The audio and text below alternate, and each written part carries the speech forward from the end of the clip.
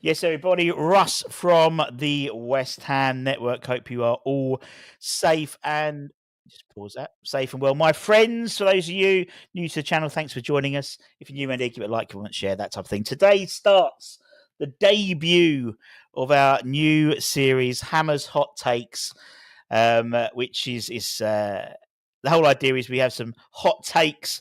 We've got a panel who are gracious enough to give us their time and have given us their answers individually to these questions.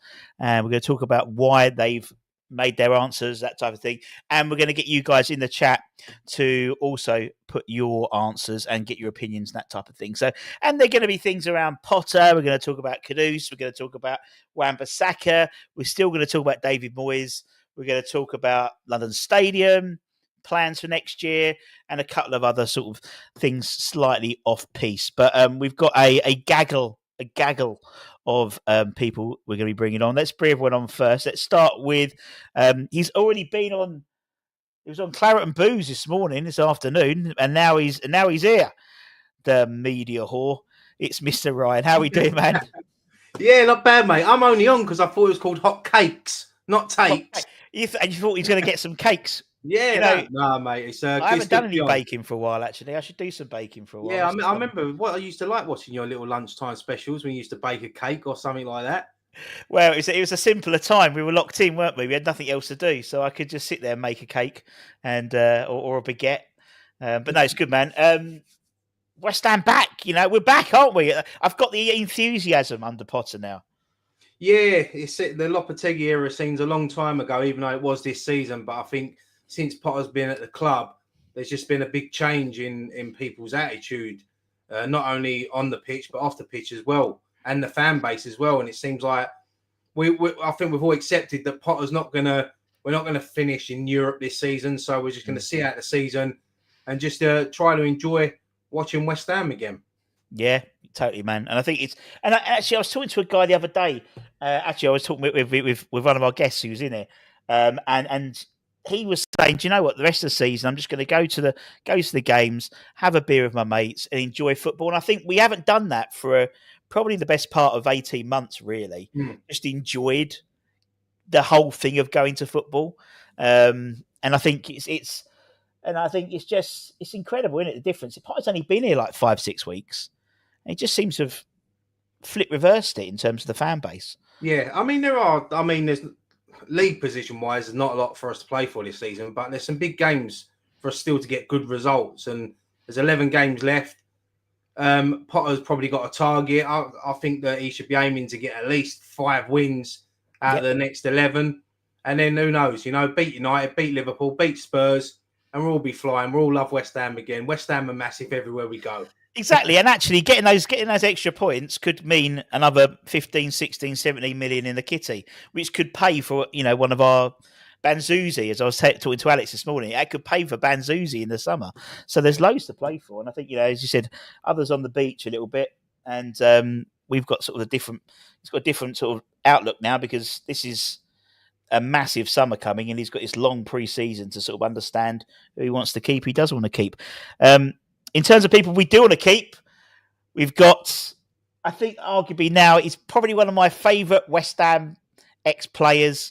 And if I don't say watch the Academy of Football podcast, he'll kill me because he'll say it anyway. Mr. Darren Blewett, there he is. Yes, how you doing, mate? Good to be here, Russ. Yep, the Academy of Football in the building. Good to be here. Thank you very much. And yes, mate, it's good to see Rye as well, mate. I hope you're well. And yeah, good to see one of my favourite people, Rye, around in the West Ham vicinity. So yeah, good to be here, mate. Are we all nice? Isn't everyone nice? Give it a while, mate. Once we start being honest, we'll see what the change. Yeah, exactly. Once we start going through the questions, right?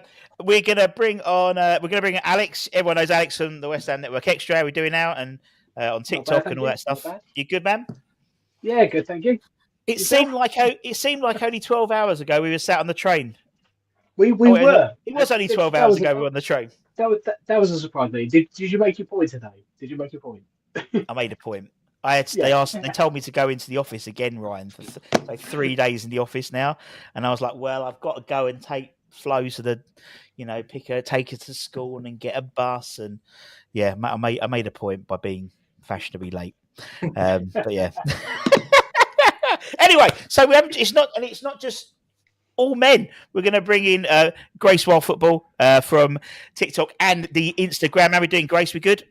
I'm very good, thank you. Thank you so much for having me. This is so strange for me because I see familiar faces and I'm like, I should be watching you guys. I should not be on this live stream. It's like your FYP page has come to life. It is. It absolutely That's TikTok, is. Ryan. That's TikTok, by the way. I know I ain't been on YouTube for a few months, Ross, but I do know what TikTok is. Okay. All right. just checking. Right. Okay. So basically, Ryan, Darren, Grace, and Alex have they know what we're going to talk about. They know the subjects, they know the hot takes, and they've already answered these questions. So the idea is we're going to reveal what everyone's sort of answered, and then we open up to the forum why people have answered that particular question in that particular way. So it's the Hammers hot take and how. So the first question is going to be, and I'm going to put it in the chat as well, so you guys can start. You can start voting yourselves. The first question is positive. We're going to start with a positive one. Potter will bring us European football again. That was the hot take, and this is how everyone voted. We're all very confident. Look at all that. Look how confident we are. Ryan said he tended to agree.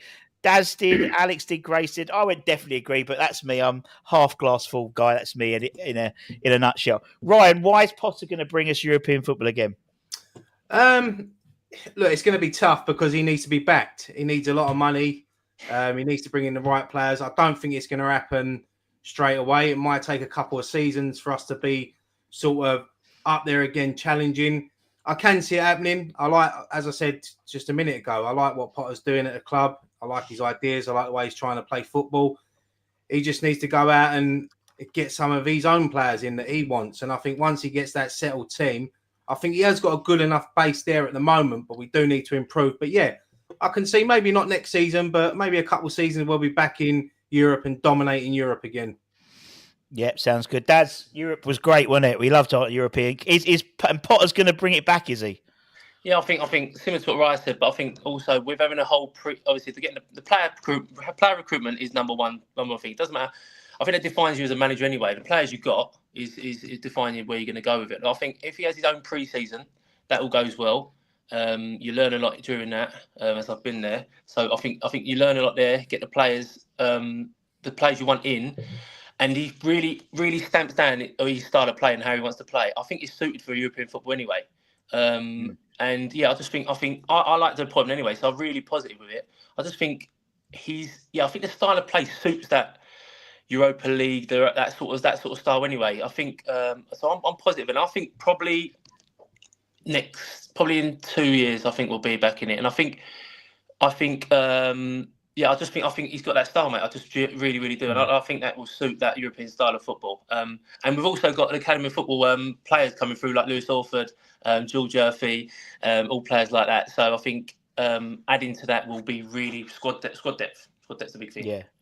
Exactly. And obviously with the Spurs result today, not everyone can beat AZ Alkmaar. No, that's it. Innit? Poor old Spurs. That's it. Poor old Spurs, innit? Dirty Spurs. Al, Potter, European football. Tend to agree. Yes. Discuss. Yes. No, I do. I've liked absolutely everything that he seems to be doing, not just on the pitch, but behind the scenes as well. Since he's come in, his attention to the academy, there seems to be a lot more buzz going around the squad, and I think that's all very positive. I mean, everyone else is right when they say he needs to be back in the summer. He really does. He needs to be able to bring in the players that he wants to bring in to fit the system that he wants to play. Yeah, but I am sure that, and I'm confident that we will be doing that. And I think we are going to see a very different team to any team that we have seen over the last 4 or 5 years at West Ham United next season. Like, there could be big changes in the summer where a lot of players leave and we see a lot more coming through. And yeah, it may not happen in the first season because we may be attracting more of those younger players that have got settled and have got settled into the side. But I think once they do and he gets them playing the whole way that he wants to with full pre-season, then I do have confidence that he is going to deliver European football back to the London Stadium. And yeah, may not happen in the first season, but I do believe that it will happen. I definitely do. Yeah, it seems, as you said, things do tend to be going in the right way, and as Daz alluded to, not just from the first team, but the academy. And obviously, I know that same as Daz more than anyone, really. The buzz around the place.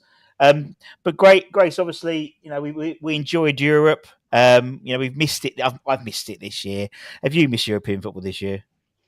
I've missed European football so much. Like I can't explain it. Like it's just, I didn't get to go to too many games, but when I did go, it just felt different. It just felt, I don't know. It's like we brought the West Hamness to European football, because I think a lot of teams can take it for granted. And I don't know, like going back to my opinion on Potter, it just feels like this is the first time in a while that I felt like there's a chance for a long-term plan. It feels like Potter feels like somebody who's going to bring in a long-term plan rather than that short-term, let's do this now. It's like, okay, let's build the squad, let's get back into Europe.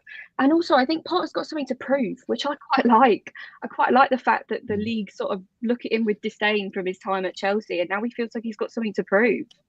Yeah, I think you're right, and I think, and it's the whole Potter thing. I found slightly strange in a way, because I mean, we know that he wasn't particularly favoured by certain people in the higher ups at West Ham, and when particularly we went and got Lopetegui.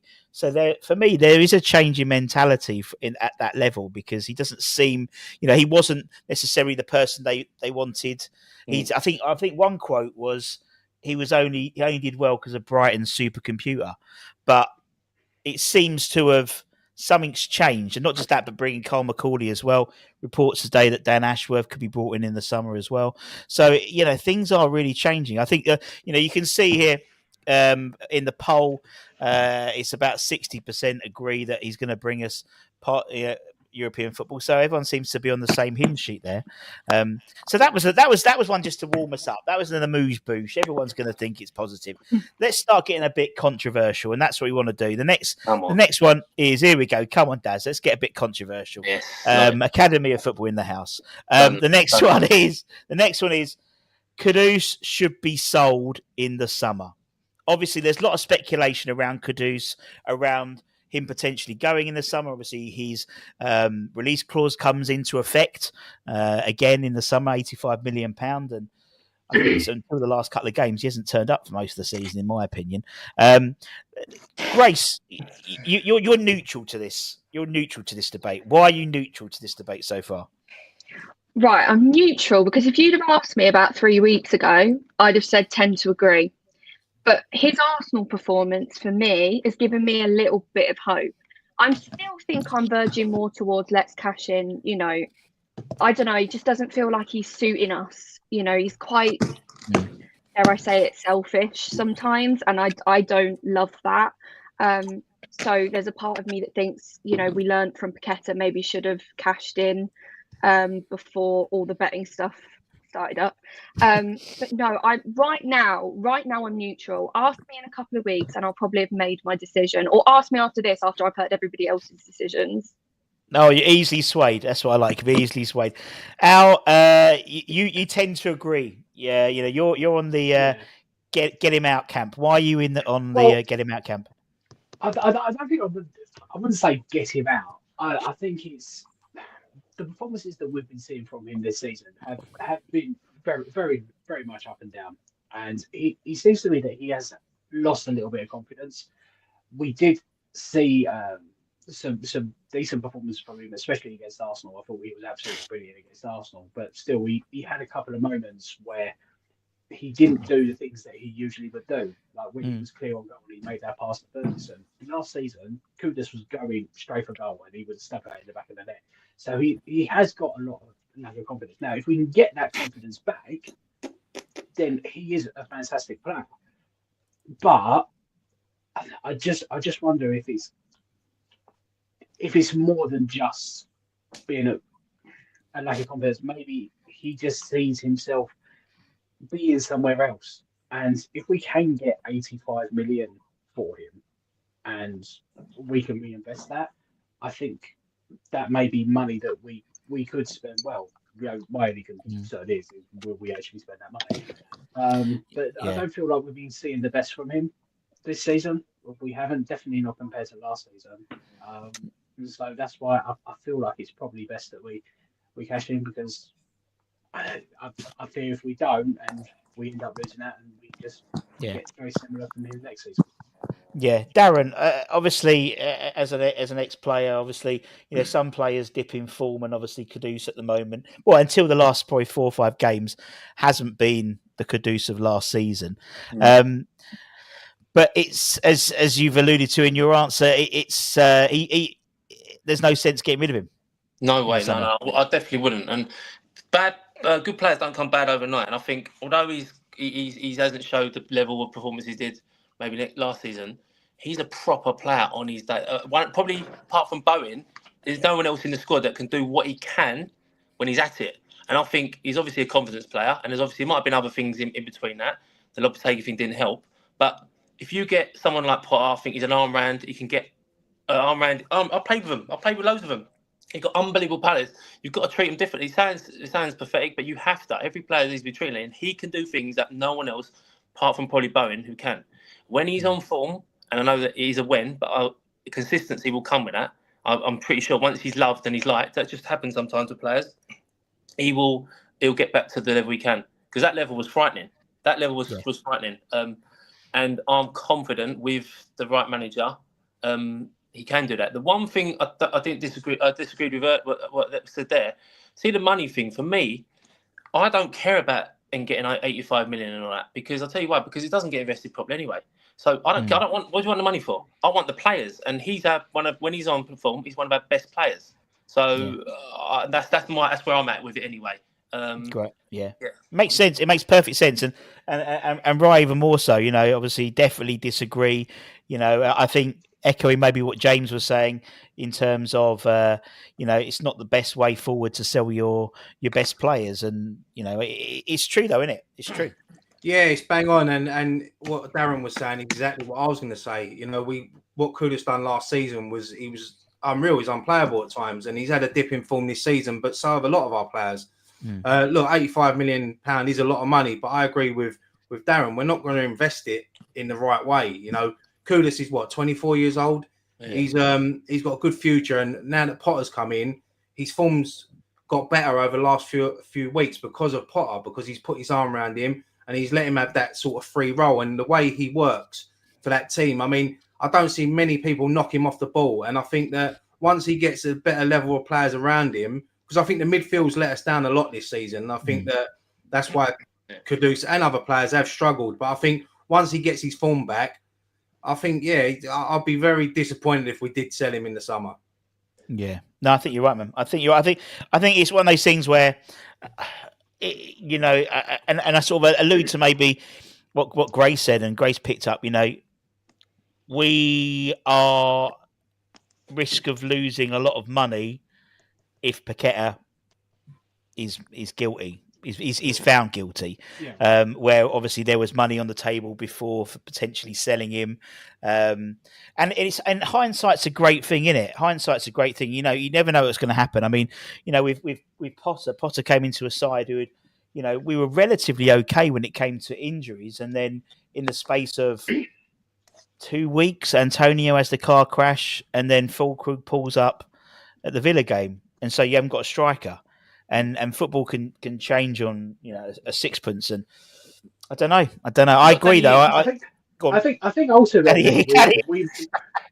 ultimately we may not have a choice at the end of the day, because if it is a release clause and someone comes and activates it, we can't really say no. I think the interesting thing will be if someone will. Yeah, exactly.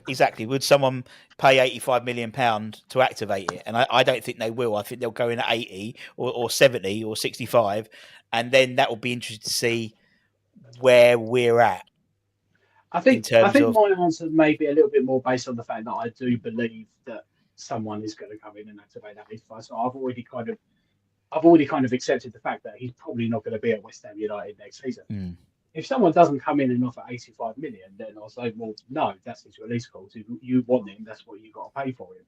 Mm. And then I'll be quite happy to keep him on. But I think, at the moment, I've accepted in the fact that someone is going to come in and someone offer 85 million for him, and he'll be out the door, and there'll be absolutely nothing that we can do about it. So that's probably what I've given the answer. That If someone comes in for 85 million, are they going to be one of the top teams? Yeah. So that's what I'm saying. Why would he be good enough for one of the top teams and not us? So that's my thing. I'm thinking it's a big price tag. So someone's going to have to pay big. It's going to be one of the bigger clubs. So if they're looking at him and thinking we want him in our team, we've got to hold on to players like that, surely. And that was my thought process around it. And I think just what I've seen of him anyway. The only top team I could probably see coming in for him would probably be Liverpool if Salah's going, because he's similar sort of player the way he plays. So that's the only. And if Liverpool come knocking, Kudus, you wouldn't blame him for going Liverpool. No. But League champions, I could see him going to. Yeah. I could see a red club in North London interested in him. No. I'll be fuming. I won't win nothing, so let's go there. But was it a surprise? Exactly. Was it a surprise that his best game for us this season was them? Yeah. And he has been pictured in the stand watching his mate. And last year who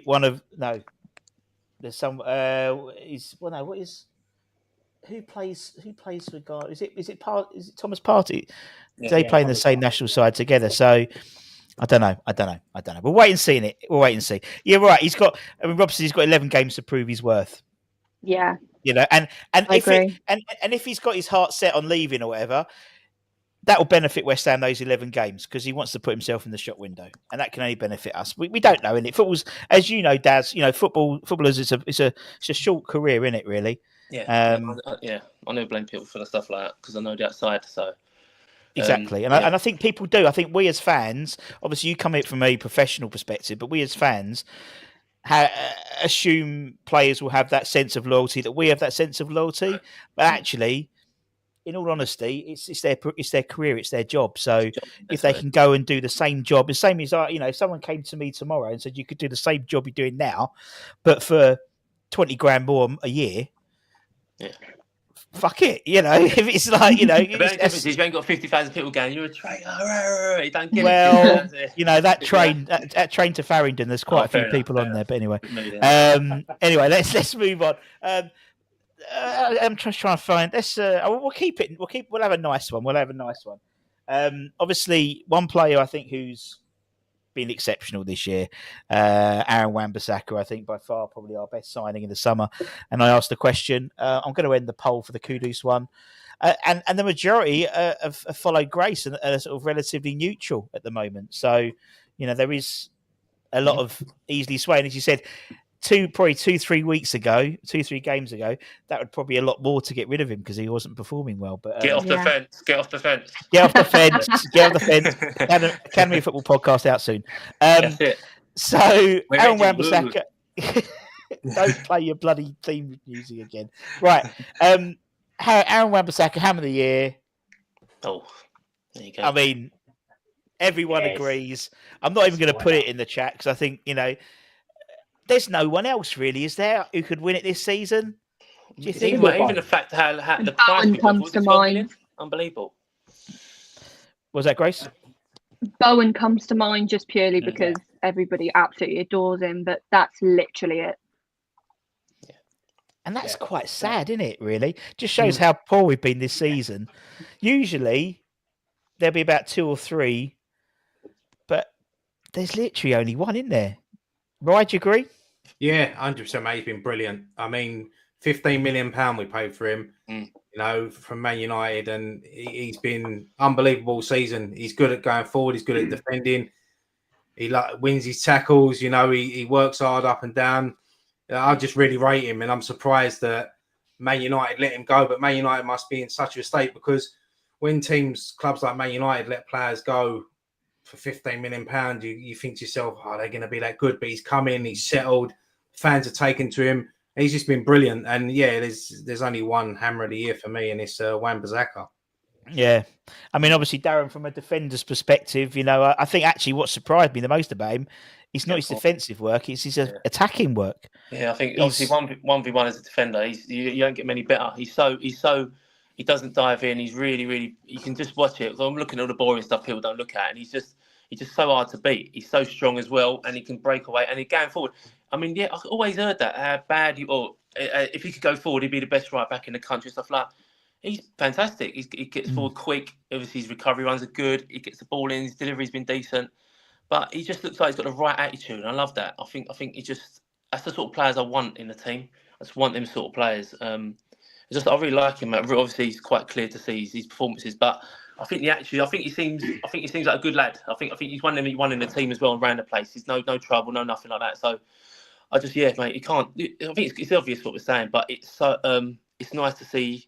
It is in regards to saying no, there's only 2, 3, but it's nice to see someone that well. The last right back I see do that well was Sebastian Schemmel. So which was a long time ago. So it's nice to see that. I think going forward he's been brilliant as well. You're right. I think I mean, obviously Shem won it in his first debut season. Yeah. Obviously, then he, as by his own admission, Sinclair cut his hair and he was shit. He was like Samson Delilah. Ferrari, so I know you nearly crashed his Ferrari. I was waiting for that story. He didn't like that at all. He didn't like that. But you can't tell now because he's got such nice teeth. He's got beautiful teeth. And he does have a massive mural of himself. Have you seen his mural? No. I'm going to send you a picture. I'll send you a picture. He's got his massive mural of him. I'm not surprised. No, exactly. I mean, someone's James from E20's put in the chat and said that Matt's Kilman. I mean, he's had a decent season so far, but I just think Aaron's ahead and shoulders above him, isn't it, this year? Yeah, no, I mean, I think Kilman's had a consistent season. I think he had a little bit of a funny bit in the middle, but started really strong, and more recently has been really good as well. But Aaron, for me, has just been consistent throughout the season, and from that very first game where he came on, I was at the Crystal Palace game, and then he came on and started playing down that right-hand side. And at the end of that game, I was just saying to my mate around, it's like, man, you said he couldn't go forward. He's bloody brilliant at going forward. He was just such a threat. And I think ever since he's been moved to that wing-back role as well, he has looked even better. And 15 million, an absolute steal. Out of all the things that Jim Ratcliffe has been doing at Manchester United, I think the worst, biggest mistake he made was letting Aaron Wan-Bissaka go for just 15 million. That should be a sackable offence right there. Mental, isn't it? Mental. We stole him. I mean, it's just fantastic signing. I mean, Grace, can you think of anyone who's we've spent £15 million who's made such an impact so quickly at West Ham? I can't. I genuinely I would have him in the conversation for signing of the season within the league. To be honest with you, stats wise, I don't know why that's not being had. I don't think defenders are given enough credit in that sense. But I was the same with the guys. I was not familiar with his attacking game, not at all. And I was in the Villa away end, and he was on the side of the away end attacking, and I was genuinely in shock with how good he was, how involved he was. And to be honest with you, I think he's one of the only players who can hold his head up high during the Lopetegui era as well. So I think we've been tested a lot this season, 2 different managers, and he has been consistent throughout. And I've just been so, like the guy said, absolute steal. Yeah, he was. I mean, actually, James makes a good point. Payet, I think it was about 12 million quid, wasn't he? So not too bad.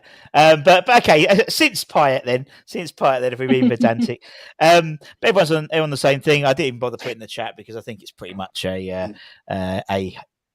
home run for that one. Let's get a bit controversial. Let's wind it back. Let's wind pre-Lopetegui, and let's talk about our favourite manager, David Moyes. We still talk about Moyes, 18 months on, or 8 months on rather. Obviously, Everton, very timely because obviously we'll be playing them very, very shortly at Goodison Park. I'm sure he'll want to win that game.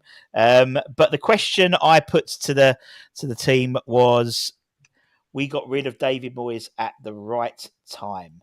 And this is how everyone voted.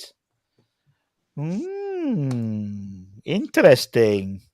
Budden, controversial once again. And I'll tell you mine. I'll tell you mine soon. Let's start with Darren. Definitely agree. We got rid of David Moyes at the right time.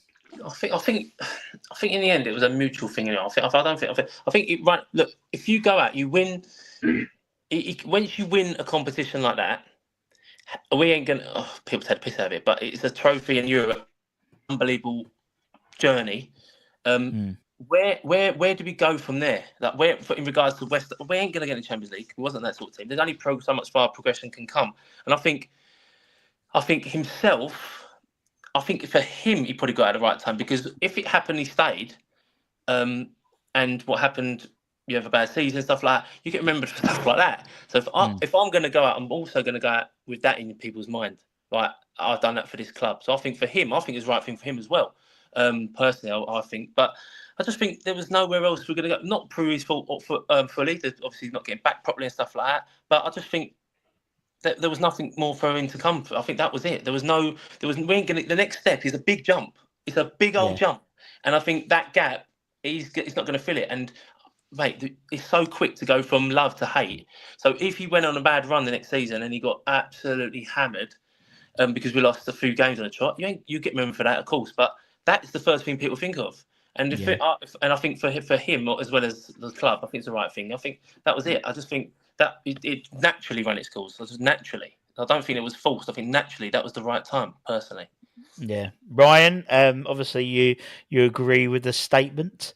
Look, I mean, it would have been perfect for him to leave after winning that trophy, but I think that's my point. That was my point. He deserved another season at least, but it wasn't a great season last year, and I think, as Darren said, I think it was a bit neutral towards the end. I think he wanted to go. The club were happy to let him go, and I think it was just the perfect time for him to leave. But if I was David Moyes, I'd have left after that night in Prague, gone off on that night. But I think he deserved one more season after winning that trophy. But look, I've said this many a times. There was a lot of Moyes split the fan base more than any manager I've ever known. But for me, the years in Europe we had were brilliant, and I'll never forget them. Yeah, no, I agree. Totally. That was my point. That's why I said definitely disagree, because I agree with you. I agree with what you're saying. Russ, you're controversial. You're very controversial. That's me. You're going to be right for that now, mate. I've always said. I think Moyes. I think at that time the board had three options: you back him, sack him, or you let the contract run down. Yeah. And the contract rundown was the worst option because there was no chance of any progression, because he was on the rundown. He knew his contract was coming to an end. Where even if you offered him another 2-year extension, then it at least would have, so there was three options and he went for the wrong option, in my opinion. Al, you definitely agreed it was the right time. We got rid of him.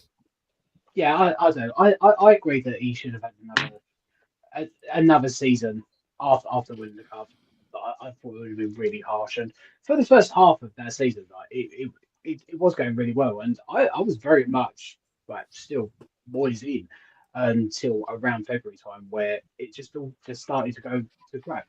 And it was after that, and seeing the very heavy defeats, that it just felt like the right time for him to move on at the end of the season. And then when you look back and you take into consideration all the other things that were going on behind the scenes, when you talk about Tim Steidten and all that, even if Moyes was to be given a new contract, we already saw in that last season what would happen, him working under Steidten. It just wasn't going to work. So it was definitely the right time to move him on. And obviously Steidten didn't prove to be much better either, because he's gone and now we've got Potter and it seems to be working. But no, it was the right time for him to move on. I think it just become very stale. He done fantastic for us for a couple of years, got us into that Europe.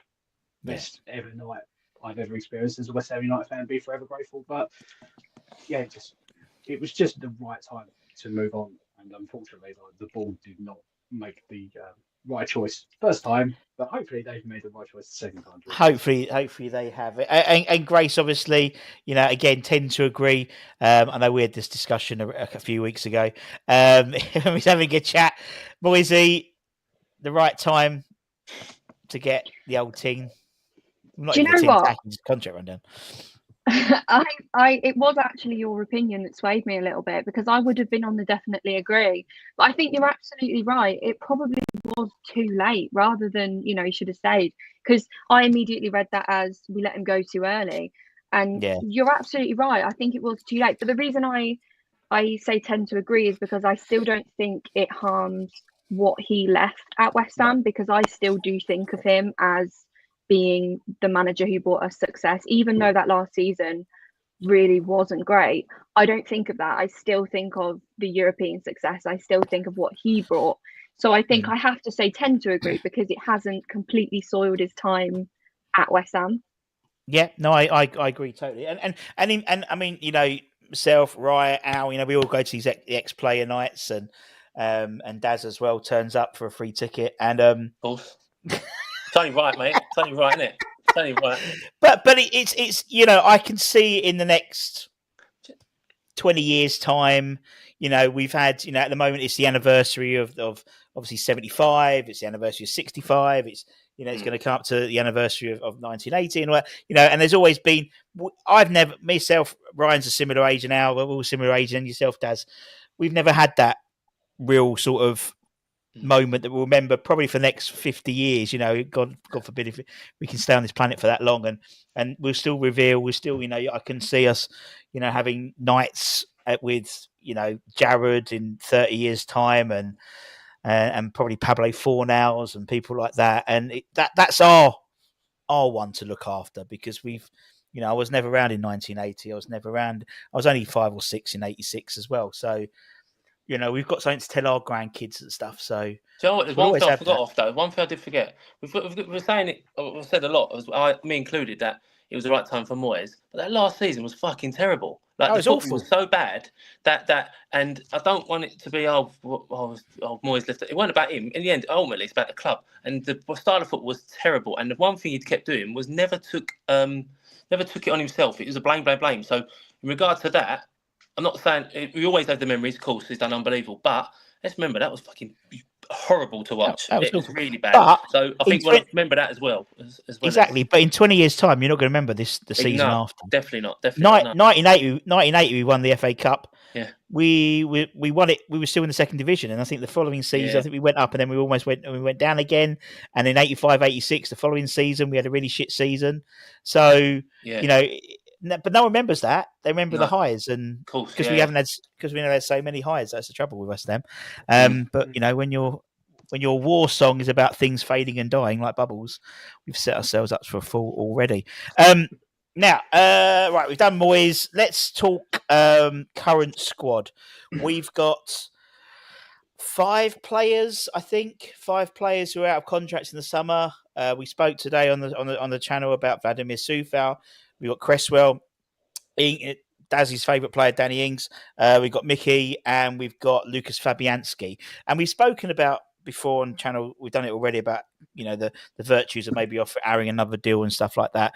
But one of the players we don't talk about a lot is Fabianski. And so I posed the question to the guys, or the hot take, we should offer Fabianski a new deal. Obviously, he comes to the end of his contract this year. So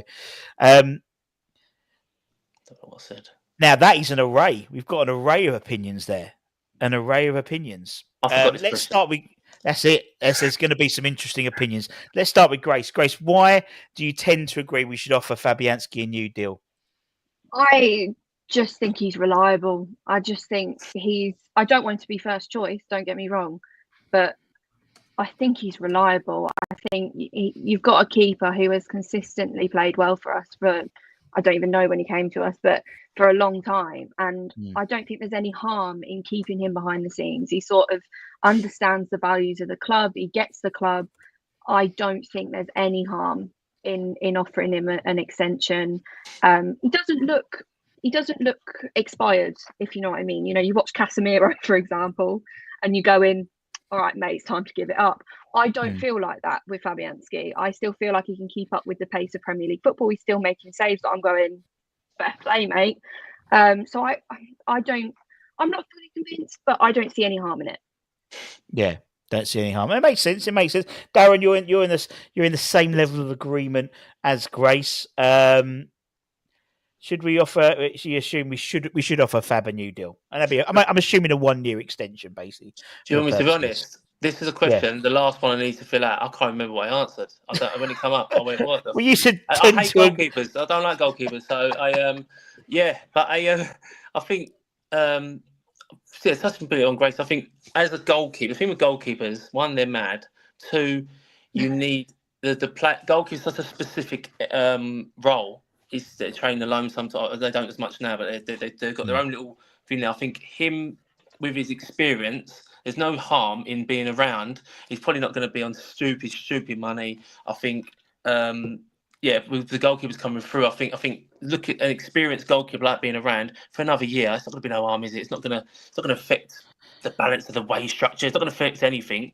I think it's just going to be he ain't going to play that much, so it's going to be a positive in regard to being around the other goalkeepers, because I don't expect him to play every week. So there's no harm in that. There's none. That's always been the way. It's always been the way. You always have an experienced goalkeeper. Even when I was there, we had like Raymond van der Gaal, come from Man United. I mean, he was useless, but he was around, and Roy Carroll come a bit younger, but he was there. So there's always that thing, and so I think there's always that. I think that's quite a basic thing. But I forgot the question, mate. I didn't know I read that. So it could have been any answer. Don't matter. That was the last one, but it's just goalkeepers. I went, goalkeepers. Oh, goalkeeper, fuck it, don't matter. Ryan's neutral, so yeah, I'm sitting on the fence with this one. I'm doing a Grace. I'm sitting on the fence. Get off the fence. No, yeah, look, I love Fabian. He's been one of the best goalkeepers I've seen play for West Ham in my time going. He's a great professional. Look, goalkeepers can play on into their 40s, so I won't look if we give him a new deal, I'd be happy. If he left the club, and the thing is, he's not going to be a starter for me. I think we do need to improve in the goalkeeper. I think Areola, never really been sold on him. I think he's a decent goalkeeper, but I think if we can get someone better, then yeah, I don't think Areola's going to want to sit on the bench again. So having Fab as a number 2, I wouldn't be against it, mate. Yeah, no, I think I'm, I know what you mean. I do understand. I'll tend to disagree. The others have been sort of more positive. You've got you don't think we should offer him a new deal? Yeah, it's nothing against Fab. Nothing against him whatsoever. No, of course not. I think he's been great. My thinking of it is, I feel like we need to bring in another goalkeeper who is going to be long-term competition for Areola. Now, if we're going to move on Areola and we're going to bring in another number 1, then fine, keep Fab on. But if we're going to keep Areola, then I feel like he needs, someone younger to provide more competition for him. So he kind of forces him to play as best as he possibly can. If you know what I mean. And I think just with Fab at the moment, he's going to be reaching 40. If it is going to get another deal, it'll be his last year, and maybe that will help him. We've also got some of the younger goalkeepers as well who, maybe thought about giving a chance at some point as well. So yeah, I mean that's just my thinking on it. If we keep Areola, then don't offer Fab a new deal. Get another younger goalkeeper in who can provide him with some better competition going forward. Yeah, I know what you mean. I think with the I think you're right. It is dependent. I think if we bring in another number 1, I think there's. My internet's gone down. I think there's. I think for someone like Areola, he doesn't like being number 2, as we know, and I think there's. I mean, Darren as well. We knows we've got some good young goalkeepers. We've got Mason. We've got Finn. I'd say the only situation could be we've been down this route before where we didn't offer Adrian a new deal, did we? And then we ended up getting a couple of cheap goalkeepers in, and it basically turned to shit because our number 1 got injured. And I think Finn's a good goalkeeper. I think Finn Herrick I think Finn just needs a bit of loan football, really. I think he's. I think if you're looking at all the goalkeepers lined up in terms of how they play with their ball at their feet, Finn is miles ahead of everyone else. If anyone gets the academy games, watch Finn Herrick play and watch his distribution. He does what no one else I've ever seen. I think it was the Leicester goalkeeper the other day. Everyone like, all the goalkeepers hoof it, but they hoof it up in the air, don't they? Where Finn drills it along the floor to the midfielder, and he does it every time, and no one picks up in it. Big fan of Finn Herrick, nice guy, and but Mason's doing good at AFC Hornchurch as well, which is good to see. And Nwusu, the young guy in the under 18s, he's great as well. So we're all right for young. And Herrick, we've got Christian Heggie as well. He's out on loan in Debrecen. So we've got plenty there. Moving on to bringing in players. Obviously, we all know there looks like there's going to be a rebuild of some description. How big, we'll wait and see. Depends on how much money Potter's got to spend. And the question I posed to the gang was that improving our midfield is the priority this summer. And this was how. Oh, you see, difference in opinion. That's what we like. Some people definitely agree. Some people disagree. Some people are neutral. Well, actually, no one's neutral here. Right. The midfield is the priority. You definitely agree with that, mate. You definitely agree with that. Yeah. Well, I think it's clear to see this season with the players that we brought in, Rodriguez, 𝙃𝘼𝙈𝙈𝙀𝙍. We let Will Prowse go out on loan, which was a big mistake. I think bringing him back, you can see the difference in having him. He ain't blessed with that much pace. We see him get beat by Raya the other week when we played Arsenal, but just the way he plays, he's great at playing ball. And, I don't think we've got enough pace in that midfield. 𝙃𝘼𝙈𝙈𝙀𝙁, I think he's done all right. I'm not going to sit here and slate him that much, but Rodriguez, I think he's been a poor signing. I do think that we need to bring in. One thing I find with our midfielders is that, I said this last night, is that I want to see someone, and I know they're rare to find, but I want to find West Ham find someone like a Phil Foden type player. So, like when we had Lanzini, someone like that, someone that would get the ball and try to take players on. I think that's one thing we're lacking. And obviously, Souček is Souček, So I just think that we definitely need to prioritise getting in at least two midfielders in the summer. Yeah. No, I definitely. Let's go completely different. Let's go with Darren because he totally disagrees or tends to disagree with that. So, what's the priority for you then? I think a forward is. I think definitely midfield. We definitely need a midfield, by the way. I'm not saying we don't need him, but my priority would be a striker. Only because I think we definitely need legs in midfield. I get that. Like I've moaned about this for ages, but I think as a forward, I think we have had strikers that have gone on to other clubs and shown that they're good strikers. But I think with this manager now, if we get a proper striker, when's the last time we had a 20-goal season forward? I think it was Marlon Harewood in the Championship. Long time ago. There you go. Long time ago. If you want to take that next step, and go again, which I believe in a year or two time we can, you need one of them. The midfield, I totally get, and I've 100% we've got no legs. It's embarrassing how slow we are in there. But if you ain't got that striker in there, because I think that wide, I believe Kudus should stay, and I think with Bowens, obviously. But I think if you get a striker who can get you then 15 to 20 a season, which you don't get them often now, but 15 goals now is apparently really good. Mate, you take that next step. So I think that's why that was my thought process behind it. But trust me, I believe. But with the midfield, the reason I said that probably as well, because we've got people like, I'm a big fan of Lewis Orford, of course. So people like that who can come in. They're not the finished article, but that's what my thought process was. But you definitely need a forward. You just need that kind of put the ball in there. It's that striker. I know they are rare now.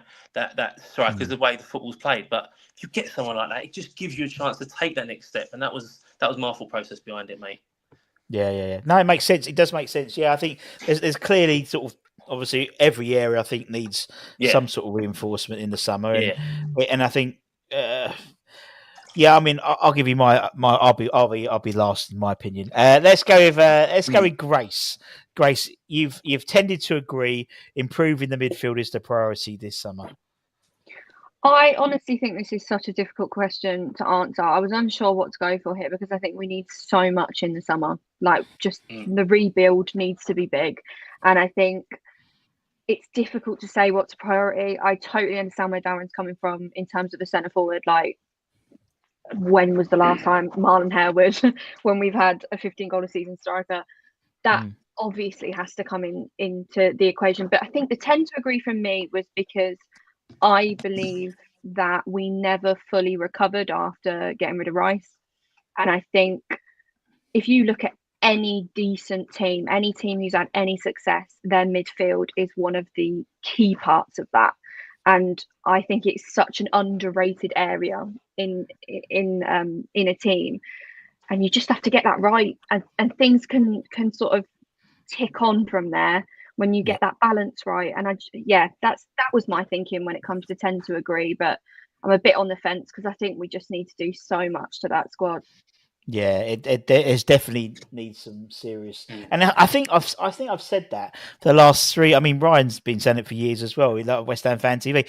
I reckon the last 3 years I've been saying this season, this summer transfer window is the biggest for West Ham, and we just seem to be constantly trying to rebuild the squad every year. It seems in some departments. I mean, Al, you've definitely agreed that midfield is the priority, mate.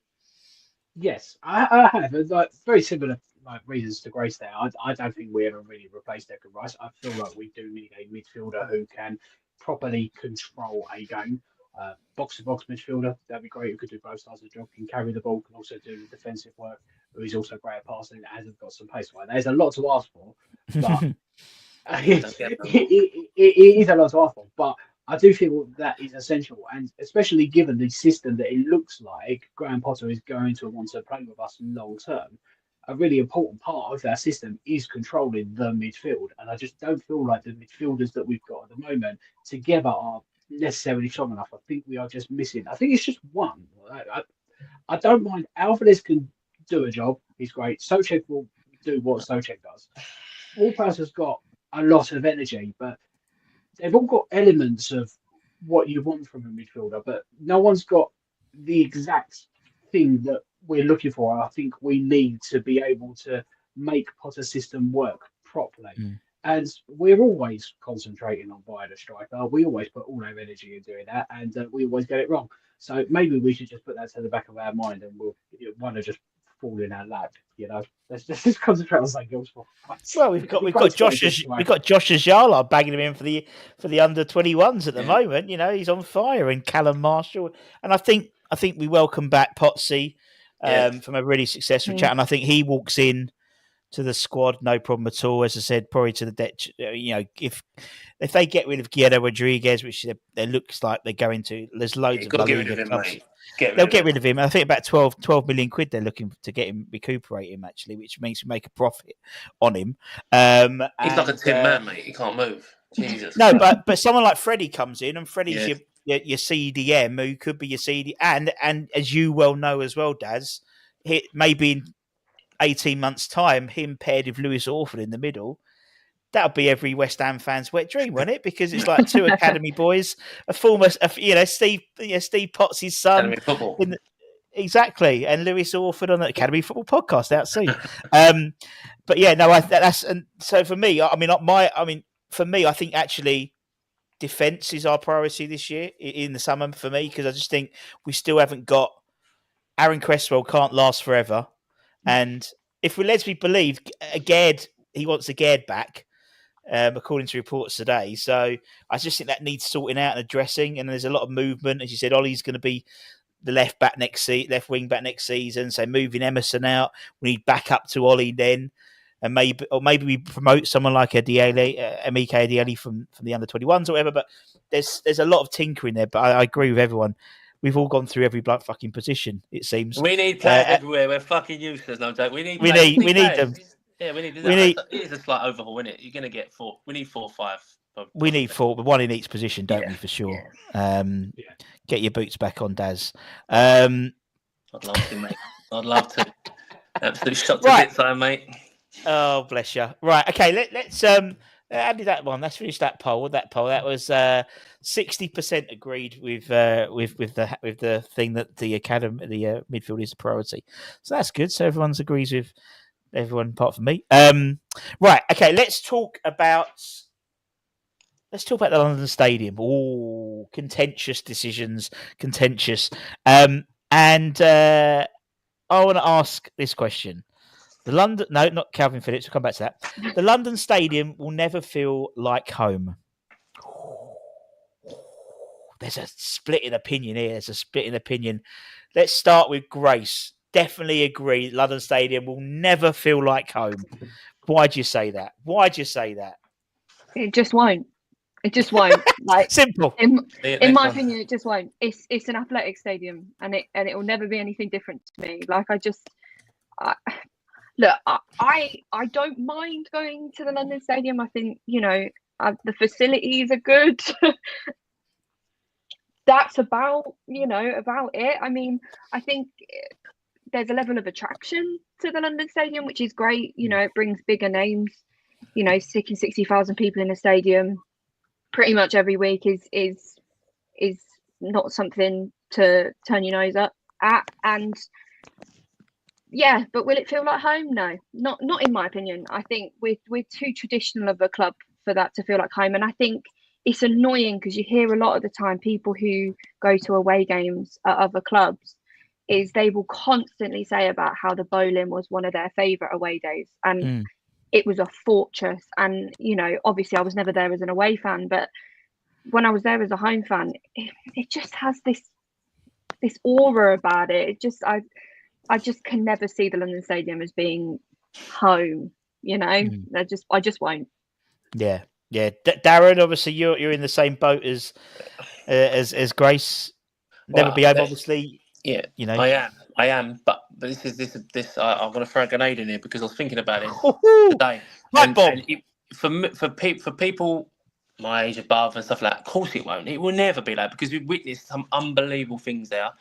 Things that when I was a kid, I went over there and it was just such a just being there, sneaking in.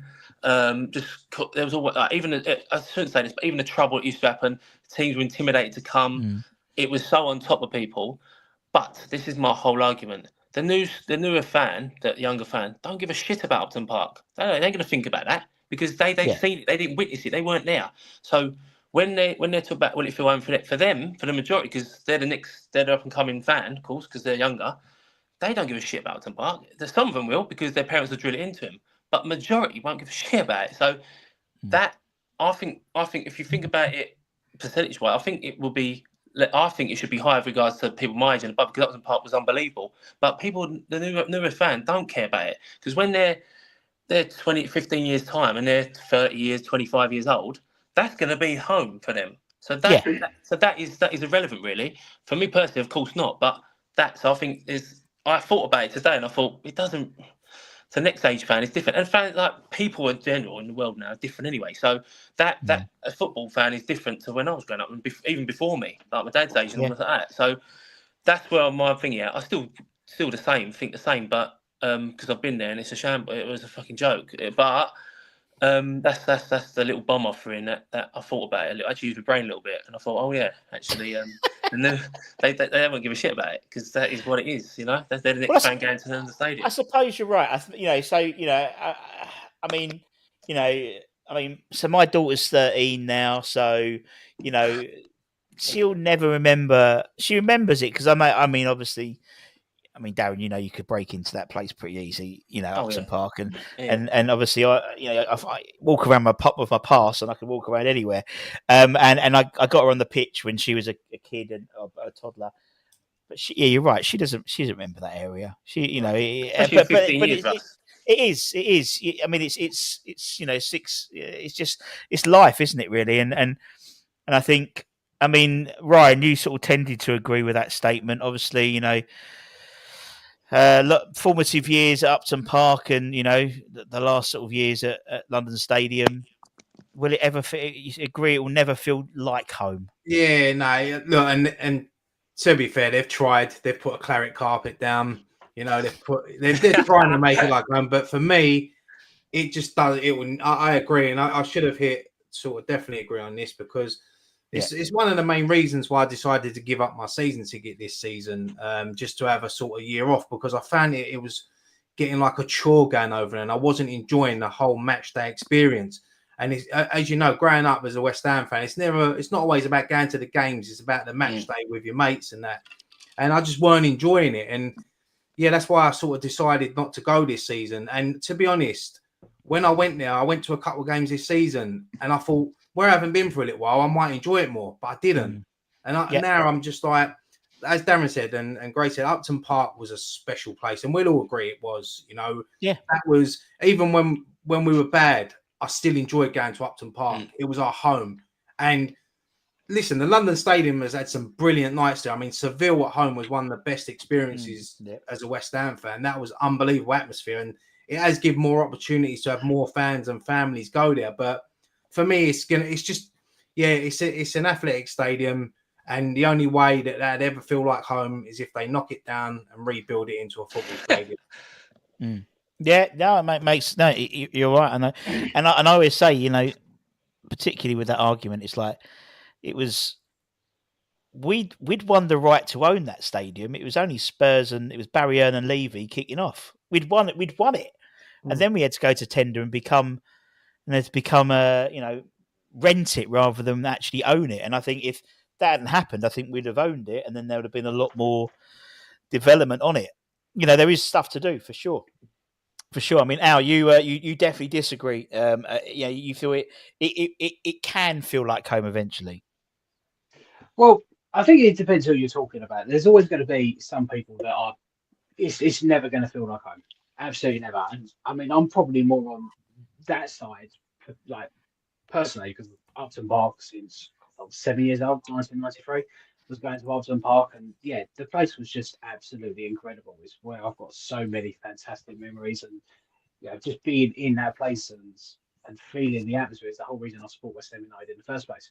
But I feel like in the current state that the London Stadium is in, I don't think, no, it won't ever feel like home. But I think eventually, there's a lot of ifs in my statement where I say definitely feel like home. Darren was right when it comes to the younger generation who will never know Upton Park. It will feel like home, and the longer it goes on, it will feel like home to more people growing up who never knew Upton Park. But if they could do some things around the stadium to make it feel more West Ham, just a bit more claret. I've talked about like changing all the seats, like making all the seats claret. I think there will just be something. It's not going to solve all the problems, especially when it talks to like people coming away from the pitch. But I think if they can do more to make it feel like home, then more people eventually will come to that acceptance that it will feel more like home. But there's always going to be an element of people that are just going to be like, no, it's never going to feel like home. And I totally get where they're coming from as well. No, I agree. It's just not the same. And I think Ryan makes a really good point. It's not necessarily the bricks and mortar. It's not necessarily the stadium. But it's the experience. It's the pre-match. It's going to the pub, and for a lot of people, they had the same routine for 40 years. 30 years. They go to the same pub. They go to the same, and even now, there's still. Things change all the time. Things get added, bars get added. There's new pubs. There's things. You've got obviously the stuff that X does at the in terms of Hackney Wick, and that, to me, there seems it's still in a bit of flux at the moment. I think I agree with what Ryan says. I think there's been some mental nights at London Stadium. There's been some shit nights at London Stadium. There's been some shit games at Upton Park. I remember it being fucking loads of them. Yeah, exactly. And I think we didn't care, Russ. That's probably it. That's probably it. You didn't care because you hadn't, because everything's success weren't a thing. Exactly, and everything now has an asterisk on it. So it's yes, we won, but it wasn't Upton Park, or yes, we won. Yes, we might have lost, but we were still Upton Park, and I get that totally. I do get that totally. A friend of mine went to he's a Wickham fan, but his mate gave him his season ticket to go to the game because he's never been, and he was like, it was an amazing stadium, but just so quiet, and it was Leicester. It's like you beating a side, you just beating Arsenal, and I've always said, and people always moan because obviously they approach me. I get loads of messages. Oh, you're playing the wrong fucking music, and it's like, well, I'm playing the same music I played at Upton Park, firstly, so that's a load of bullshit.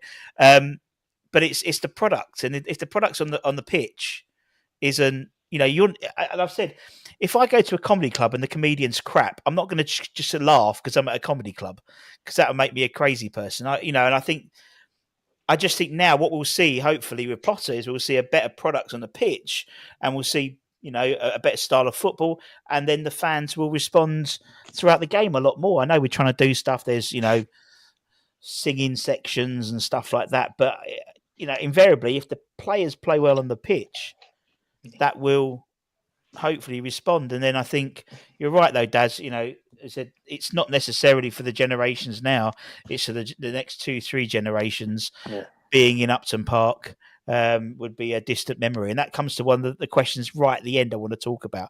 But speaking about the London Stadium, another question I asked following that on was the hot take that we wouldn't have won the Europa Conference League without the move.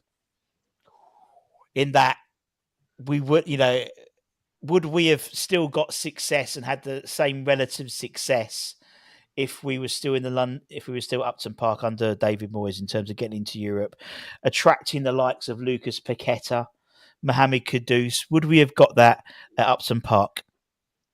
I don't know. Who wants to take that first? Go on now. You were going to say something. I mean, there is obviously never any guarantees. Like we will never know if we still would have gone on to go and win that trophy and have the success that we had in Europe if we were still at Upton Park. Like there is no way of knowing that.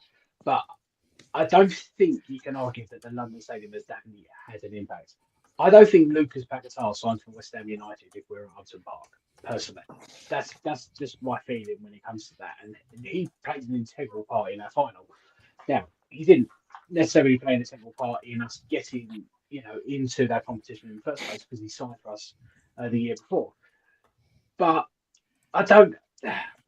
we had opportunities to get into Europe before when we were at Upton Park. I mean, we got in through the Fair Plays League, and over all the years that I've been alive, watching West Ham United, I've never seen us have any success whatsoever at Upton Park in Europe. In my time when I've been alive, I know that we have. But not in my time. I've seen them through like the third round, lose against like Steaua Bucharest and things like that, go out against Astra Gugu in the qualifying rounds. And then suddenly we're at the London Stadium and, things start to happen. And we were able to spend more money. We were able to spend more money because we had more income because we were there. Yeah. So I think there is a strong argument to say that we wouldn't have won it, but there is obviously no guarantees, and that's unfortunately something that we're just never going to know. No, of course you don't. Hindsight's a great thing. That's the whole idea of this, isn't it? It's a difference in opinion. I mean, Darren, do you think, regardless of the move, we would have seen European success at West Ham? Right, you're wrong there because we won the Intertoto Cup, mate. Was you not listening? Was you not there? Okay, but there you go. a cup where you've got three winners isn't really a cup. But I remember that. I remember exactly where I was when we won that. But when I was growing up, that was like I couldn't believe Europe. That was Europe to me as a kid. But again, I think another point. You talk about Paqueta there. We had Payet playing for us at fucking Upton Park. Yeah, true. You know what? Wow. I mean, he's one of the best players I've ever seen. As a thing. So with that again, and obviously you're right with him. His performance in the final, big player for us. But I just think them sort of, especially the amount of European leagues there are now, the cups now, that Conference League wasn't around then, right? And I know the teams would have been that thing. I think the format, again, you're right. How do you know? You don't know. But them sort of games, imagine them games where we was losing, we had to come back, or it was really tense. Upton Park was a stadium where you could get a result. Obviously London Stadium as well, but you could get a result there. I just think it's not a question because again, it's a never know one. But I don't see why they couldn't with the league, with the Europa Conference League and stuff like that. And again, he's right. You get the players in, you get one or two magic players in, and then sort of little moments change. So you could have, but that was my thought process. We had Payet there. I think we could have done it. And maybe I'm being a bit rose tinted glasses type with Upton But Park. we are rose tinted glasses. I'm not being funny. Until the Europa Conference Leagues, you, me, all of us hadn't seen West Ham win anything properly. No, I don't know. I think there is something else that we do need to take into consideration as well, which Lish of it probably there's more opportunity to get it into Europe now than there has been in the whole history. So if the same opportunities were available over the last 20 years, then maybe we would have seen us in Europe a little bit more. That's what I said. I think that's what I said. I agree. But I think I don't see why not. But it's tough. It's a question that you're never going to. I know, but it is. I think it's something that Grace, you picked up on when you were talking about London Stadium, in terms of it being an impressive stadium, and and obviously we signed 𝙃𝘼𝙈𝙈𝙀𝙎, who was a relatively unknown player in terms of being from Marseille. Obviously we've had Slav on the channel, and he spoke about he'd known about Payet, but it was sort of more of a need to know type player. But obviously someone like Paqueta, if I was looking at coming to clubs and I was shown Upton Park or I was shown London Stadium from a perspective, it's an impressive looking stadium, isn't it, really? But did that make a difference, would that say? I don't know. I genuinely don't know. I feel like this is the epitome of a question I'm sat on the fence for, because hindsight, like you've said, is a wonderful thing. Who knows? Because the attraction level of the London Stadium, naturally that plays a part, but I don't know, could it have been a harder place to come, Upton Park? Good point. Good point.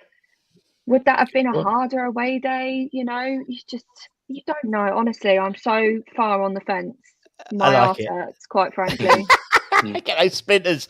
Same as you, Rye. Obviously, and actually, it's probably quite poignant because obviously we play Everton at Goodison Park next week. Obviously, they're moving stadium to a bigger, flashier stadium, but a lot of their fans aren't necessarily happy about the move either, because it's, as you said, the traditional side and moving to.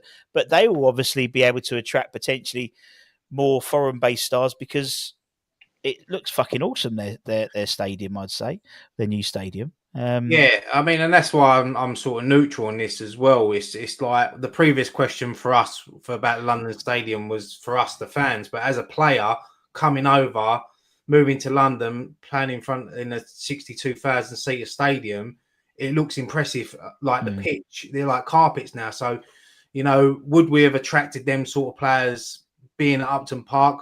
Probably not. And I agree. We had Payet, who was unreal, and I agree with what Darren said. He's one of the best players I've ever seen in the West Ham shirt. It's such a hard question to answer because, listen, take the piss out of the Intertoto Cup, mate. I lived on that for so long.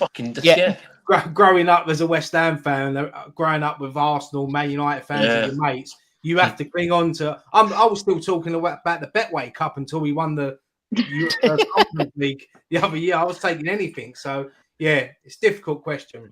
Yeah, no, I know it is. I know that's the idea, just to give, because I think it, and I agree. I think there's in terms of the move, there's these two things. There's one from us as a fans experience, but as you said, in terms of attracting players, maybe non-English based players who wouldn't necessarily know about the history of Upton Park and Bobby Moore.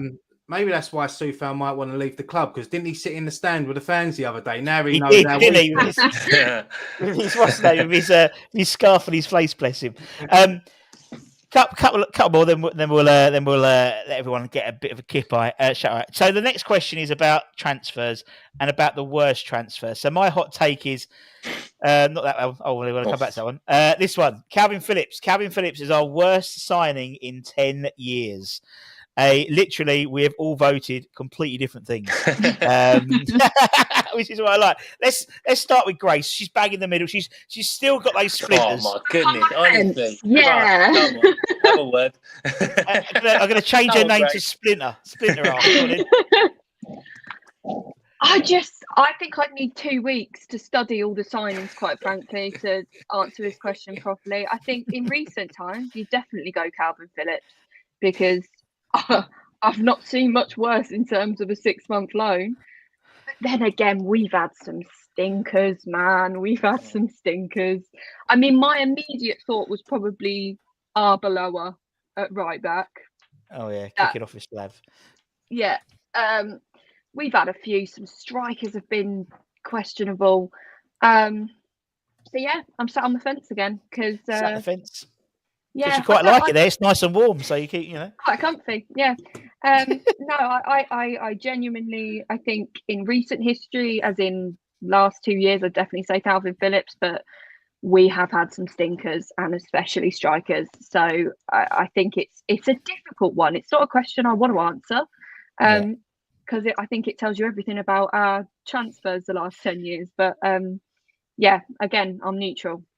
Exactly. Plenty of crap transfers, Ryan. But as you tend to disagree, there's obviously some worse ones. I mean, I remember watching 𝙃𝘼𝙈𝙈𝙀𝙎 play for West Ham, and I think he's the worst player I've seen for a long time, especially in the London Stadium era. But I felt a bit sorry for Calvin Phillips because I remember he come in, he hadn't played football for a long time, and Moyes just chucked him straight in. He gave away a penalty after 2 minutes against Bournemouth, got sent off the week later.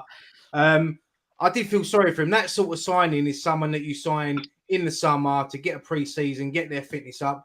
Because look, Calvin Phillips is not a bad player, but it was just the wrong time for him to join West Ham, and I agree with Grace. There's been a lot worse than Calvin Phillips.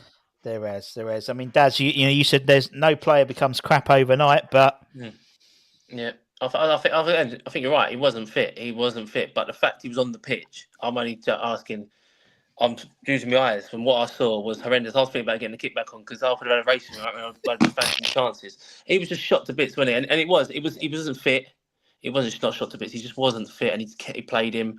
Didn't go well. Get the pen away. It was just a mess. Obviously, the other ones I could think of was the goalkeeper, Roberto. He was a stinker, but as a goalie, he was mine. Don't count him. But yeah, no, I think because he wasn't fit, but he was playing. It was just a case of again, he wasn't a bad player. He just on the pitch for us at that specific time, he was useless, and that's what my eyes don't lie. So it was just a case of that. But yeah, if I say we've had bad players over the years, I watched the worst team of all time, like in the 90s. It was so bad. But I still have affiliation with them, so that ain't really a thing. But I remember a crap night where we lost 3-0 to Leeds at Upton Park, and we had Mike Newell up front. Yeah, Mike Newell, yeah. And Jonah, I think Jonah was playing with him, but I like Steve, so I don't moan about him. But we had Mike Newell and Jonah up front. Yeah. Al, you definitely agree Calvin Phillips was our worst signing in the last 10 years. Well, the question was, what was our worst signing, not who was our worst player.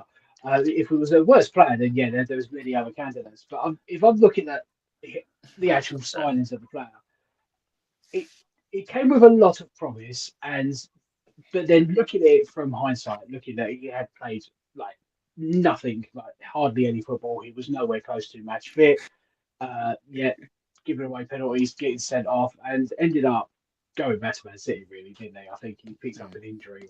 They said he picked up an injury, so he had to return to Man City after just a couple of months. And I think that's just the worst signing, the worst signing in the last 10 years. Not the worst player that we've signed, because there's been worse players that we've signed, but just for the fact that it just was a complete failure. It was just an absolute disaster from the moment he signed, and looking back on it, it was just a terrible, terrible decision that we made. Was he our only signing, or one of our only signings in that transfer period? It was. Yeah, so we probably made things even worse. Yeah. No, for me, I'm actually with Darren. I think the worst one's Roberto. He's been our worst signing because very rarely, and this is exactly my point, Mark, in the chat, very rarely does a signing cause a manager to be sacked. He's signing Roberto got Manuel Pellegrini sacked because then we signed him. We didn't give Adrian the money. We let him go to Liverpool. We then brought David Martin, bless him, and we brought Roberto. And then within a week, I think it was, Fabianski gets injured. Roberto goes in. He has an absolutely shocking run of games, and then Pellegrini gets sacked. And even Calvin Phillips did not get David Moyes sacked. He did put one finger up at the fans, but he didn't get sacked. But if you're looking at it from a signing point of view, you can actually say that was a brilliant signing because he did get Pellegrini sacked. Yeah, he could be. Yeah, in hindsight, that European tour. If we didn't sign it, actually, we still have Pellegrini. Yeah, unreal. Yeah. I love it. Right, one more question, controversial question, and everyone else disagreed with me on this question. But the last question, actually, let me just end the poll to see that what we got. 50. What we got? How many? 43% disagreed. It was quite 40% agreed with Calvin Phillips being the worst transfer in the last 10 years. The last one, and I'm sure I'm the only one who probably disagrees with this, but this was a conversation myself, Chris, Skull, and Martin was having the last game, the Leicester game. Where is it? The number 6 shirt. I'm going to suggest that we should look to bring back the number 6 shirt for West Ham. And I think actually we should have brought it back a lot sooner. Obviously, everyone knows, obviously Bobby Moore passed and they retired the shirt. Now, everyone else disagrees with me. And I'm going to put my point across why I think we should. And it's something that Darren's alluded to. Darren alluded to the fact that no one's going to remember Upton Park in 30 years' time, many of the kids come through. Mm-hmm. No one's going to remember Bobby Moore in that respect because the people who he played with, the people who saw him play, apart from the stand being named after him, there's nothing there. There was something special about the number 6 shirt. And I think having the number 6 shirt, Man United, number 7, George Best, still there. Whoever gets that number 7 shirt, it's extra. That there's something special. Could you imagine Mark Noble have worn the number 6 shirt, or Declan Rice, or an Ollie Scholes, or someone who's West Ham through and through wearing that number 6 shirt, being I know I'm going to be on my own. I know I'm not going to win this one. I know I'm not going to win this one at all. Yeah. But I just think it would be. We complain at the moment of West Ham fans not being connected with the club. That's all old West Hamness, and that number 6 shirt had something special to it. And I just think it will never happen. It will never happen. And I agree why it shouldn't happen. And you're right, Peter. They still have the number 6 shirt in the youth team games, but there's something about that. And then the kids will be like, oh, why is it so important that he's got the number 6 shirt? And the dads will say, because it was Bobby Moore's shirt. And Bobby Moore, and then that would keep that history going. I just think we're going to miss out a piece of history going forward. But I'm open to. I'm opening this up to the floor. With the Man United thing, you said, George Best and Beckham took it, Ronaldo. We would have given it to fucking Mavropanos or someone like that. And you think, it's ruined the whole fucking thing. Yeah, fair play. That's ruined it straight away. Do you know what I mean? And that's it. And you think, fucking hell. We could have given it to Phillips. I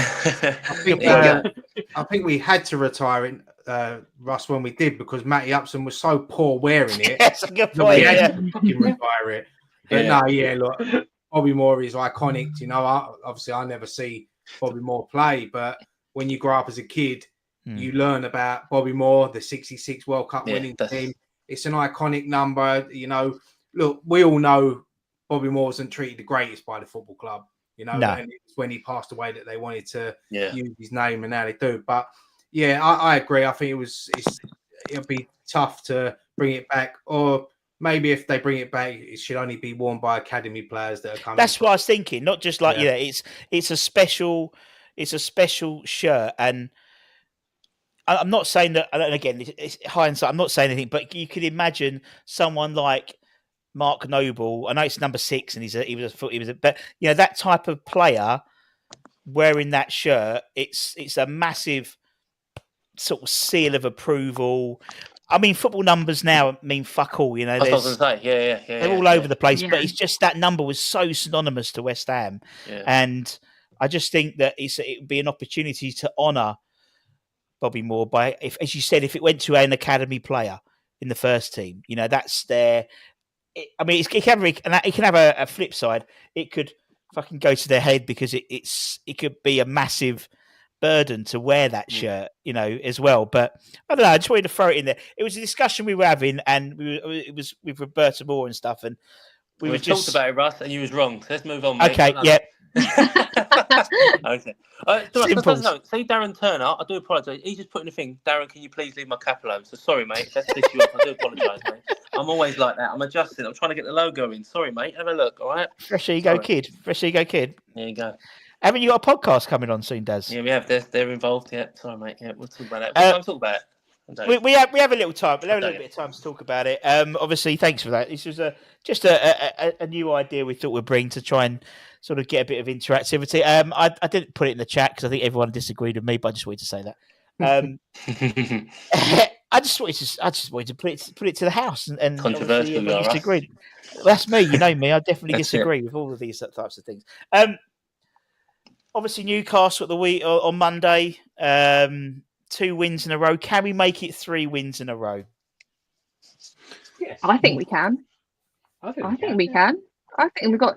I'll be honest with you. I think they've got other things to think about, and I think that works in our favour. And I'd like to see us get 3 wins on the bounce. And I think at the London Stadium on a Monday night, we're particularly good on a Monday night. They're losing a few players with some injuries. I don't know whether they'll risk 𝙃𝘼𝙈𝙈 because obviously he's more important for the final. But yeah, I don't see why we can't at least give them a good game, maybe get a point. Yeah, no, I agree, and I think Newcastle are definitely there for the taking. They've got a cup final coming up on Sunday, but none of their players are going to want to get injured. They're going to be pulling out of tackles, and I know there's rumours that Fulkrug might be back for this game. So yeah, it's and is Paquetá available? Is he back? He's trading. Yeah, so it could be one of them special nights under the London Stadium lights. Where we get a nice win, and it's my birthday on Monday as well. So, yeah, let's get a 50th, mate. We'll have a word 50th. Yeah, when's the 50th party? Exactly, Daz. Oh, that's And why aren't I DJing it if it was? Yeah, I was about to say. Daz, Newcastle. Can we make it 3 out of 3? Is that the first time in Christ knows we've won 3? If we win 3 back-to-back games. I was going to say it's a long time. It's due, innit? It's just my mate's a Newcastle fan, and he said he was talking about the stadium actually. He said it doesn't feel like he's like the field, but I think because it got changed as well, didn't it? When it's supposed to be on a Saturday, was it supposed to be on a Saturday? It got changed. It was supposed to be on Saturday, yeah, because I had to change it because of that. Yeah, I think 3 wins in the trot would be lovely. I think I just think that we're going to end. I believe we're going to end the season quite strong. I don't know why I've got this feeling. I think it's going to come at the right time and take that into next season. So I hope we do. I just think, there's because they've got cup final. As Rice said, you have got you. I don't think you pull out tackles, but I think you have half got an eye on don't want to get injured. So you will. You're not fully. So I think that will come into play a little bit. Mate, I just want to see us play attacking, front foot football and have a go. I don't care who you're playing. If you're at home, I keep saying this. If we're at home, okay, we're going at home. Okay, we're at London Stadium. You've got to have a go, and I want to see it on a night. Let's have a go, and I think that is the time to do it. I think it's a great opportunity to do it, mate. So hopefully, yeah. Yeah, no, I agree. I think you're right. I think with Anthony Gordon out, Lewis Hall's out. I think if Isaac's even 50-50, they're not going to risk him for with Sunday, innit? I think I think we should. And as you said, with hopefully the likes of Fulkrug back in the squads, give Ferguson another week and a bit training. Obviously, we haven't played for a while anyway. So, Ryan is 60 on Monday. Happy birthday, Ryan. We're going to give something away quickly while people are there. If you want to give, what should we give away? What have we got here? Let's give away. You're going to give away Calvin Phillips, are you? Yeah. I got him right here. No, let's do this one.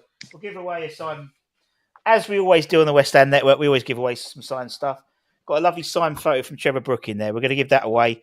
If you want to win that, just put it in the comments below. If you're on YouTube, just put in the comments, just for Darren's sake, the Academy of Football. Put in the Academy, put in as it's, where is it? There is it. Put it as it's there, Academy of Football. We'll draw that in a minute while we'll start chatting to people. We'll leave that there. Ryan, everyone knows Ryan from West Ham Fan TV. You're back on nights on Friday? Yeah, I was back on the show last Friday. Yeah, I've had a little bit of time off. Similar to knockdown West Ham, really. I wasn't enjoying it. It was just negative all the time, and a lot. Our channel is. Most people think it is negative, and sometimes it's tough when it is like that. And you know me, I like to have a laugh and try to be a bit positive, but it got tough, so I had a bit of time off. But yeah, I'm back on. I went on Claret and Boozy's podcast yesterday. Really enjoyed that. Come on here tonight. So yeah, I think I'll have another 6 months off now. I've done my time. You've done your lot. You've done your hours. You've done your shifts. Daz, Academy of Football podcast. When's the fuck is it out? Because I'm not being funny. All I'm seeing is same fucking we're clip. We're teasing. There's a tease, and they're just put the fucking thing out. Mate, I'll be honest. It has been a lot of graft to get to this point. We've done it in quite a short space of time. Kev approached me last year with an idea, and it was a case of, look, I've got these ideas, and I thought, he's mad. Like, what is this? Because the things that this man has come up with is unbelievable. The brain this guy's got, honestly, the creative brain he's got is ridiculous.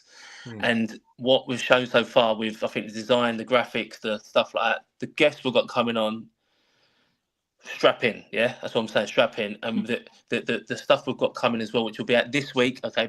By Monday, you'll get some stuff. Saturday is a massive announcement. Ooh. Make sure you see it, a big one, a really big one, with what we're going to be doing moving forward.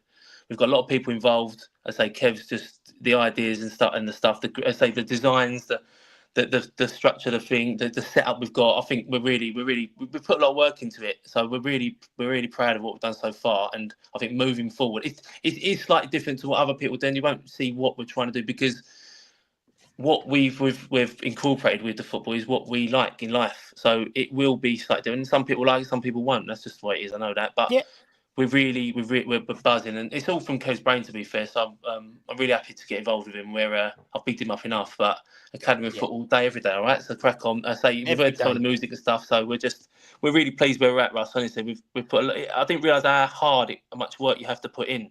And we're voice noting each other from 6 o'clock in the morning to 10 o'clock at night. So I've moved out, living in the bed sit on my own, because she's had enough. So it's like I'm always at it. But yeah, we're buzzing, mate. We cannot wait to Saturday's a big one. So really, seriously, it'd be good opportunity to get people and fans involved. So yeah.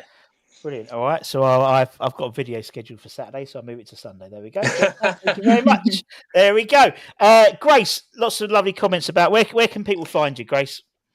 You can find me on TikTok and Instagram. I am Grace One Football. Yeah, that's essentially. I'd love to say I've got an amazing project coming out. Grace has got don't put yourself down. Grace got a really cool. It's something I love. Is she? And I know it's just one thing you do, but she goes around all the football clubs and goes through their merchandise and pulls out the stupidest things that football clubs do. Like they sell some stupid things. There are some stupid things. There's deck chairs. There's just ridiculous things, isn't it? It's ridiculous. It's insane. And we're going to get you on here a lot more often, Grace. There's been some lovely comments. Thank you very much. So we'll make sure you come on more often. Yep. And Al does the West Ham Network Extra, but TikTok as well. That's where we mainly see you now, isn't it? Yeah. Still mainly on TikTok. I've kind of started taking trying something new with the West Ham Network Extra at the moment. Kind of trying the shorts for a while, but I do. It's not really kind of working as much as I thought it might. So I think I'm probably going to go back to trying to make the longer content and getting those videos up. But yeah, it's just at the moment just so busy all the time. So so much. It's as Darren can appreciate the graph. Everyone has to that content. It's not easy. It's not easy, mate. It's not. It is tough for us. We'll do different things. It is tough. It takes a lot of time and effort. And I'm really glad Kevin's back in the game. Yeah, me too. He's a top bloke. I've known him for a few years, and he's a really, really nice player. And I'm looking forward to watching it. No, I appreciate it, Ryan. I think you're right. I've known Kev for about 10 years, but only properly we've got really close the last 6 months, and properly in the last 3 months we've just been at it. And he's a top man. he loves West Ham, but he's fucking mad. The ideas, and I can't believe the work is coming off. I said, no. And then within a week, he's gone, yeah. I'm going, fucking, yeah, all right, brilliant, let's go. So he's very creative, and it's good because he's let off the leash a little bit, and he's got his heart in it. So you're right, mate. But he's a top bloke. Like, really nice and lovely bloke. He is. So watch it. Football. Watch it. Fucking place it up there. There we go. He's got the T-shirt already. He's got the T-shirt. So he's seen that, got the T-shirt. And also keep an eye on West Ham Network because next week we should have a very good Hammer interview coming up. Very. But Darren, he's not one of Darren's mates. We'll just say that. Oh, good. You don't like him. You don't like him. Darren knows who it is because you don't like him. All right. Yeah, exactly. You know it is. Well, that could be a few, to be fair. Well, actually, it's probably most of the fucking squad you were around about at the time, wasn't it? It's Sebastian Schemmel again. No, it's not Seb.